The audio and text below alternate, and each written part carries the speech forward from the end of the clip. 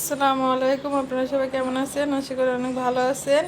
আমরা আল্লাহর রহমতে অনেক ভালো আছি। আজকে একটা নতুন ভিডিও নিয়ে হাজির হলাম। আজকে দেখাবো এই যে বড় সাইজের ফুলদানি, ভিতরে এরকম, এই যে ফুলটা দেখতে এরকম।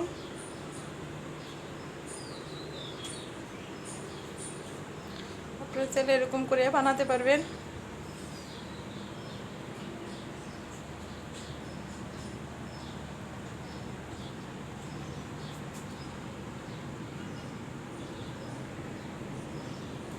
এর পাশে পাতা দিয়েছি আমি।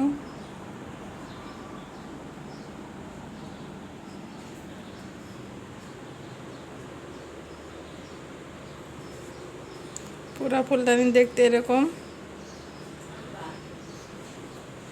এই যে এই আর একটা ফুলদানি, এটা ফুলটা এরকম মাথার। যে এই ফুলদানিটা আমি পেন্টিং করেছি।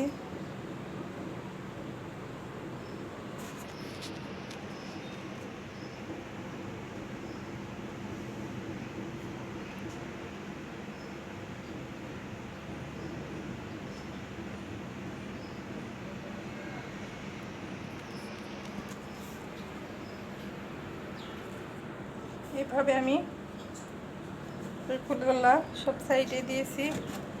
এই যে মোট 5টা ফুল হয়েছে।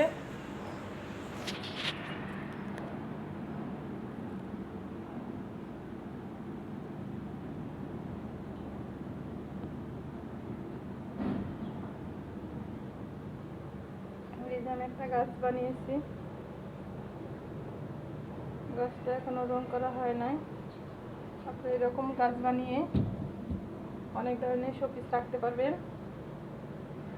আমি 5টা পাতা দিয়ে বানিয়েছি। আপনারা চাইলে আরো অনেক বড় করে বানাতে পারবেন।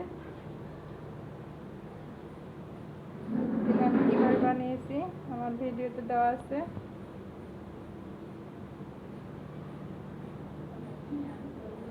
আপনারা দেখতে চাইলে অবশ্যই কমেন্ট করে জানাবেন, আমি ভিডিওর লিঙ্কটা দিয়ে দিব।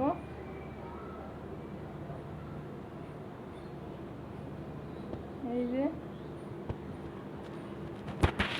আমি এটা এক সাইডে রেখেছি।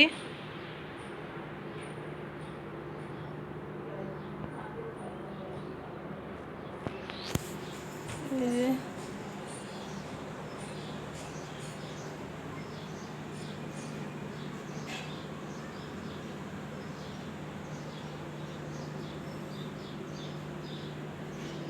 আমি পাতিগুলো বানিয়েছি, অবশ্যই দেখিয়ে দেব।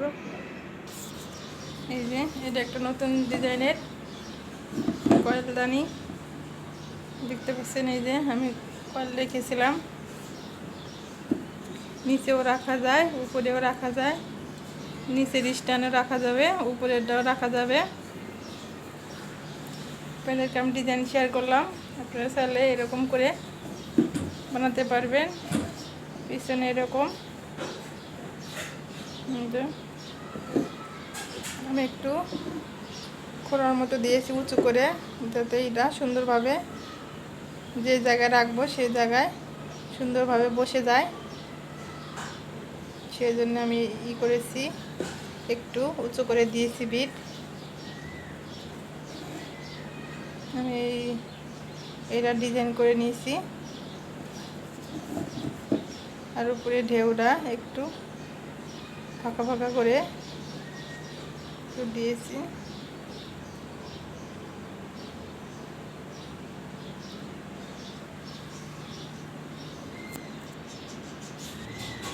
দেখতে পাচ্ছেন আমার রুমে একটা মানি প্লান্ট গাছ আছে। অনেক বড় গাছটা বানিয়েছি। এটা কিন্তু আমার রুমে। কীভাবে এই এত বড় মানি প্লান্ট গাছ তৈরি করবেন যদি দেখতে চান অবশ্যই আমাকে কমেন্ট করে জানাবেন। আমি কীভাবে তৈরি করছি অবশ্যই দেখিয়ে দিব। দেখতে পাচ্ছেন দেওয়াল বেয়ে অনেক দূর উঠে গেছে, অনেক উপরে। আপনাদেরকে আমি এভাবে করে দেখাই কত বড় এই যে দেখতে পাচ্ছেন ক্যামেরাতে হচ্ছে না, এত বড়। এই যে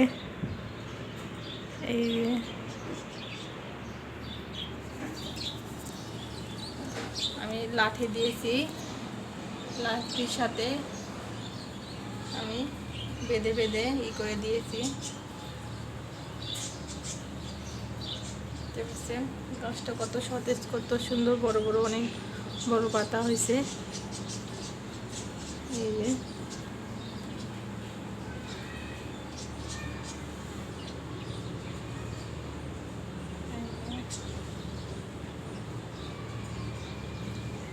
আমি এটা কাটিং করে বসিয়ে দিয়েছিলাম, কিভাবে দিয়েছি আপনারা যদি দেখতে চান কমেন্ট করে জানাবেন, আমি অবশ্যই দেখিয়ে দিব A to Z।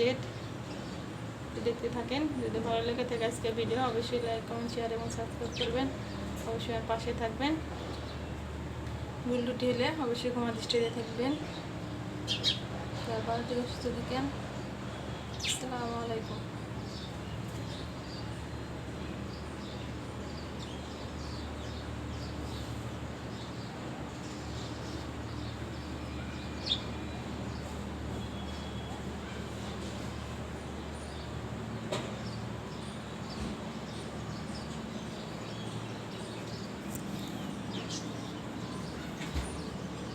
ডোকাটা এইভাবে হয়ে গেলে